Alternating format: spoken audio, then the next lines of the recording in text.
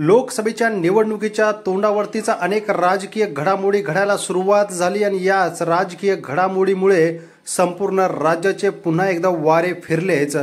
देशातील आणि सर्वात मोठा पक्ष समजला जाणारा भारतीय जनता पक्ष 400 पारचा नारा दिलेला आहे। मात्र या ठिकाणी आता 400 पार होणे तर कठीणच दिसते आहे। प्रकरण काय जाणून घेऊया। मित्रांनो, भारतीय जनता पक्षाने जे फोडाफोडीचं राजकारण केलं, राष्ट्रवादी पक्ष फोडला, शिवसेना पक्ष फोडला, त्याचबरोबर ती महागाई आणि बेरोजगारी या मुद्द्यांवरती विरोधकांनी चांगलंच घेरलेलं आहे। आणि या सर्वात मध्ये जे वजनदार भरतय आणि देशाच्या राजकारणात एकच नाव गाजतंय ते म्हणजे उद्धव बाळासाहेब ठाकरे।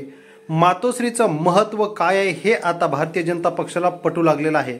इतर आणि छोटे मोठे सगळे पक्ष सोबत घेऊन सुद्धा फोडाफोडी करून आमदार खासदार सोबत येऊन सुद्धा मात्र खरा शिवसैनिक तो ठाकरेंच्या सोबत आहे आणि वारे फिरलेले आहे।